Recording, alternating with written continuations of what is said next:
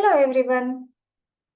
ಬಹು ಆಯ್ಕೆ ಪ್ರಶ್ನೆಯ ಮೂರನೇ ಪ್ರಶ್ನೆಯನ್ನ ನೋಡಿದ್ರೆ Fe2O3 plus 2Al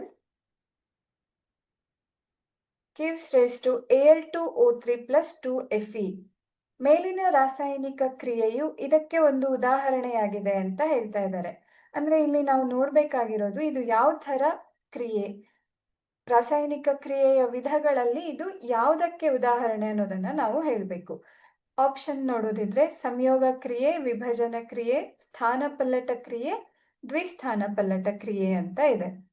ಇಲ್ಲಿ ನೋಡಿ, ಇಲ್ಲಿ ಯಾವ ರೀತಿ ಕ್ರಿಯೆ ನಡೀತಾ ಇದೆ? Fe2O3 ಪ್ಲಸ್ 2Al ಏನಾಗ್ತಾ ಇದೆ? ಇದು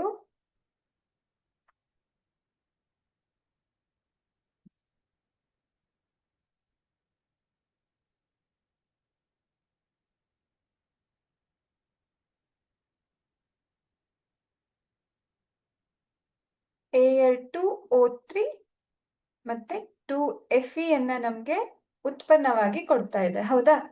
ಇಲ್ಲಿ ಒಂದು ಸಂಯುಕ್ತ ಮತ್ತೆ ಒಂದು ಧಾತು ವರ್ತಿಸಿ ಏನಾಗ್ತಾ ಇದೆ? ನಮ್ಗೆ ಇನ್ನೊಂದು ಹೊಸ ಸಂಯುಕ್ತ ಮತ್ತೆ ಹೊಸ ಧಾತು ಸಿಗ್ತಾ ಇದೆ. ಅಂದ್ರೆ ಸಂಯುಕ್ತದಲ್ಲಿರುವಂತಹ ಧಾತು ಉತ್ಪನ್ನದಲ್ಲಿ ಸಪ್ರೇಟ್ ಆಗಿ ಸಿಗ್ತಾ ಇದೆ, ಹೌದಾ? ಈ ಸಂಯುಕ್ತದಲ್ಲಿರುವಂತಹ ಕಬ್ಬಿಣದ ಧಾತು ಇಲ್ಲಿ ಸಪ್ರೇಟ್ ಆಗಿ ಸಿಗ್ತಾ ಇದೆ. ಹಾಗೆ ಅಲ್ಯೂಮಿನಿಯಂ ಧಾತುವಾಗಿತ್ತು, ಅದು ಸಂಯುಕ್ತವನ್ನ ರಚನೆ ಮಾಡ್ತಾ ಇದೆ. ಅಂದ್ರೆ ಅರ್ಥ ಏನು? ಒಂದು ಸಂಯುಕ್ತ